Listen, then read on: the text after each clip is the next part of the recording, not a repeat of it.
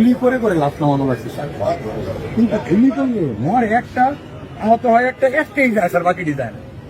এটা হলো স্যার সবচেয়ে বড় আতঙ্কের এবং দুশ্চিন্তার বিষয়।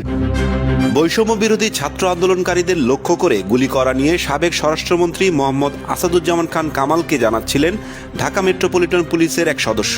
এমন একটি ভিডিও সামাজিক যোগাযোগ মাধ্যমে ছড়িয়ে পড়ে। 43 সেকেন্ডের ভিডিও ক্লিপটিতে দেখা গেছে সাবেক স্বরাষ্ট্রমন্ত্রী আসাদুজ্জামান খানকে ঘিরে দাঁড়িয়ে আছেন কয়েকজন পুলিশ কর্মকর্তা। তাদের সামনে এক পুলিশ সদস্য সাবেক স্বরাষ্ট্রমন্ত্রীকে মোবাইল ফোন থেকে একটি ভিডিও দেখাচ্ছেন।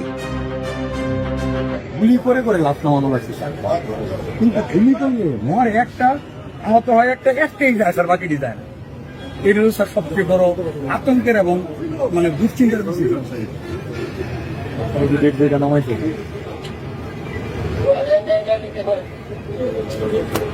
কত মোটা মোটা রোগ আছে, আমার বেল্ট ছিল আর নিচে প্যান্ট ছিল, পুলিশ মোটর সাইকেল দেখে ব্যাগে কাপড় পাইছে, এটুকু দিয়ে একটু কারণে স্যার মারছে।